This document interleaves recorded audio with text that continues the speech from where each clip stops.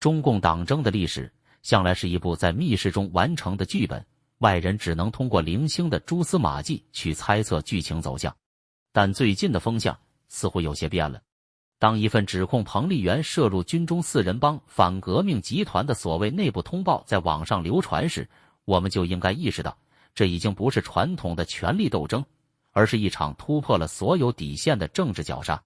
毛泽东的老婆江青进了四人帮，最后是什么下场？历史写得清清楚楚。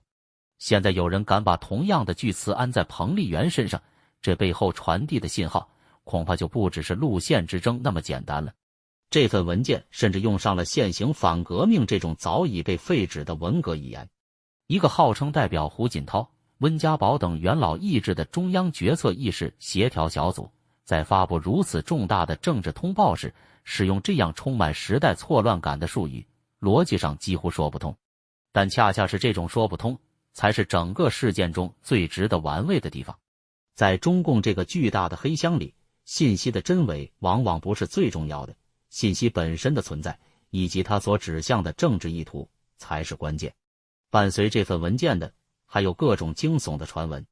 比如习近平当年亲自推动处决了据说是张幼霞私生子的孙小果，结下了杀子之仇。又比如张幼霞的女婿在深圳离奇去世，背后似乎有彭丽媛山东帮的影子。这些传闻不论真假，其内容本身就充满了江湖式的仇杀色彩，完全脱离了现代政治斗争的范畴。这很可能表明，中共党内维系了几十年的，哪怕是表面上的规矩和体面，都已经被彻底撕碎了。更有意思的是，这种极端的宫廷内斗叙事并非孤立存在。有消息说，党内元老们已经形成了默契，准备在四中全会以年龄和健康问题为由逼退习近平和蔡奇，而幕后操盘的竟然是前总理温家宝。甚至连具体方案都流传出来了，由胡春华在会上发难，以调查李克强死因为突破口。如果习近平不配合，张幼霞和刘振立掌控的军队将直接控制会场。你看，一边是充满血腥味的江湖仇杀剧本，另一边是程序严密的体制内政变方案。这两套截然不同的话语体系同时在舆论场上发酵，恰恰说明了局势的极端复杂性。很有可能反对力量内部也并非铁板一块，有的派系希望通过讲规矩的方式解决问题，恢复某种元老监督机制，而另一股力量则可能已经绝望到不惜动用一切手段，包括最污秽的谣言和人身攻击，也要把现任拉下马。而这一切的发生都指向了一个更深层的结构性问题，习近平亲手构建的权力架构正在经历一场系统性的塌方式崩溃。外交系统，秦刚离奇消失；国防系统，李尚福被拿下；火箭军，整个领导层被一锅端。这些都是习近平在20大后亲自挑选，火箭是提拔的习家军核心成员。南华早报统计显示，20大以来，由习近平亲自提拔的中央委员和候补委员，至少已有46人出事，而被官方公开宣布的仅19人。这意味着还有一大批人处于政治僵尸状态，秘而不宣。这种塌方对习近平本人的权威是致命的削弱。他将在四中全会上面对全体中央委员的审视，这些人会怎么想？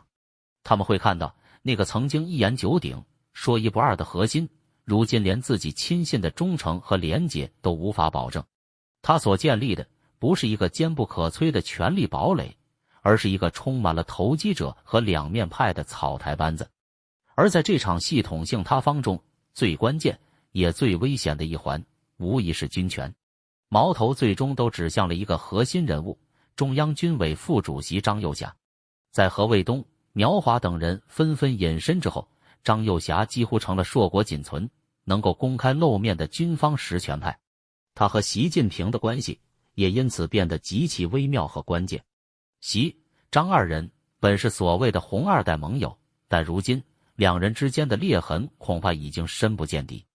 据传，去年三中全会习近平传出中风疑云之后，正是张幼霞联手胡锦涛、温家宝等元老，趁习近平身体抱恙之际，临时成立了紧急权力协调小组，重新掌握了对军队的部分控制权。此后，张又侠在军队内部开始清洗习家军，这就使得两人之间不再是简单的权力矛盾，而是结下了你死我活的血仇。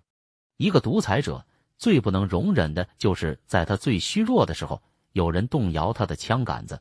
彭丽媛被推到风口浪尖，背后牵扯到的正是一个正在被连根拔起的派系——山东帮。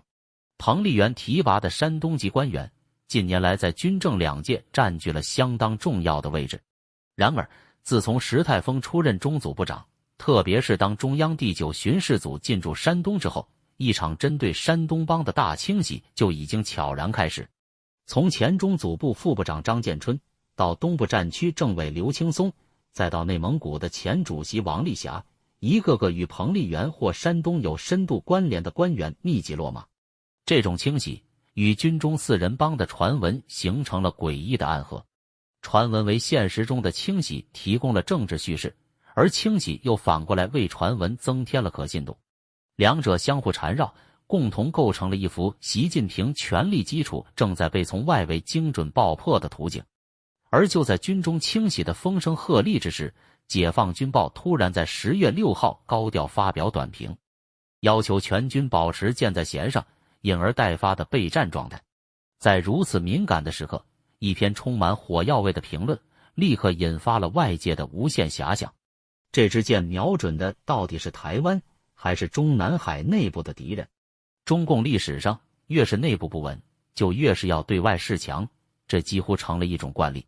这种做法本意是想通过制造外部危机来转移内部矛盾，凝聚所谓的共识，但如今效果却适得其反。在一个信息高速流动的时代，这种色厉内荏的姿态反而被外界解读为内心虚弱、急于维稳的铁证。与军方的喊打喊杀形成鲜明对比的是宣传系统的低级红、高级黑。人民日报从9月底到10月初连续8天刊发署名中才文的系列文章，表面上是为习近平经济思想唱赞歌，但通篇都在反复强调挑战严峻、形势复杂，需要坚持中央集中统一领导。这种论调在中国今天的经济困局之下，听起来更像是一种反讽。他把所有经济下行的责任都巧妙地引向了那个亲自指挥、亲自部署的人。要知道，宣传系统里的这帮笔杆子可是在政治风向里摸爬滚打了半辈子了，嗅觉比谁都灵敏。所以他们用这种方式，既完成了表忠心的政治任务，又为未来可能发生的权力转向预留了切割的空间。一旦风向有变，这些文章立刻就能成为证据，证明他们早就预见到了问题的严重性。这种宣传上的矛盾姿态暴露了体制内部人心的浮动和普遍的自保心态。在外交层面，这个政权展现出的行为失当就更令人瞠目结舌了。英国《每日邮报》披露，北京为了逼迫英国政府批准其在伦敦修建超级大使馆的计划，竟然采取了间歇性切断英国驻京大使馆供水的流氓手段。一个自诩为世界第2大经济体的国家，在外交上竟然使出如此下三滥的招数，这已经不是战狼外交可以形容的了。这是否反映出决策层在面对外部压力时，已经丧失了基本的理性和体面，只剩下最粗暴的讹诈和报复了呢？而习近平本人的行为也在不断强化这种危机四伏的印象。他不敢轻易离开北京，连去朝鲜参加劳动党成立80周年的庆典，这么重要的党纪外交活动，都罕见地派了总理李强前往，而不是自己或者负责党务的蔡奇。这背后既有担心高层内斗、防止后院起火的考量，也反映出他内心极度的不安全感。他就像一个坐在火山口上的皇帝，表面上还在批阅奏章，实际上却时刻担心着脚下的岩浆会喷发。当内部的混乱和官方的失常行为通过各种渠道泄露到外部世界时，就引发了另一个层面的危机——内部斗争的国际化。最标志性的事件就是美国的福克斯新闻台，一个拥有巨大影响力的主流媒体，竟然制作了长达10分钟的专题节目，公开讨论习近平失去权力的传闻。当玛利亚、巴蒂罗莫和张家墩这样的名字开始在美国的黄金时段分析中共内部的人事变动和政变可能性时，问题的性质就彻底变了。这意味着中共高层的稳定与否，已经从一小撮海外异议人士和中国观察家的讨论话题，正式升级为美国主流社会关切的可能影响全球地缘政治格局的重大风险。这种国际关注反过来又会极大地加剧中共内部的紧张和猜忌。对于习近平而言，这无疑是权威扫地的奇耻大辱。他会怀疑是谁在背后向境外递刀子，是哪个政治对手在利用境外敌对势力来攻击自己。这会促使他采取更严厉的清洗和镇压手段，以求震慑对手。而对于他的政治对手来说，国际社会的关注则是一张可以利用的牌。他们可以借此来塑造习近平已经众叛亲离、内外交困的印象，从而动摇党内中间派的立场，为自己的行动争取更多的合法性。于是，一个危险的反馈循环就此形成，内部斗争越激烈，信息就越容易泄露到海外，海外的报道和关注越多，又会反过来刺激内部斗争进一步升级。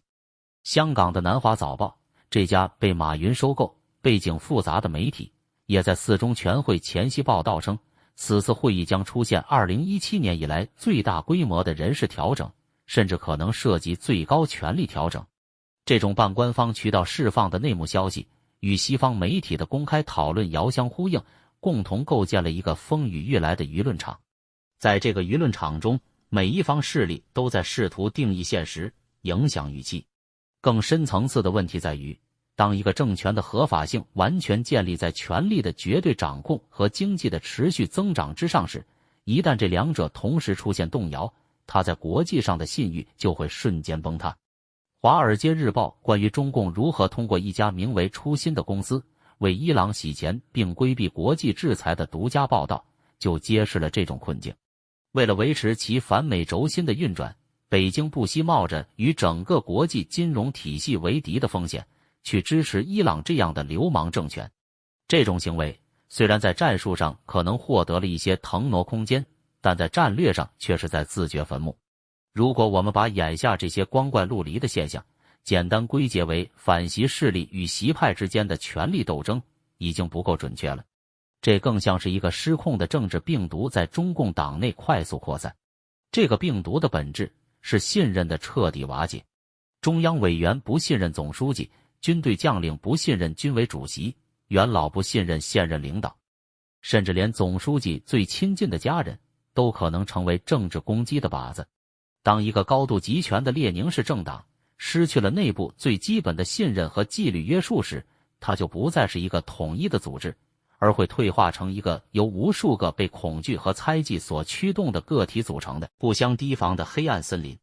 在这种人人自危的黑暗森林状态下，任何一个微小的火星，比如一份真假难辨的文件，一个无法证实的传言，甚至是一次看似常规的人事调动，都可能被无限放大，最终引爆整个系统的连锁反应。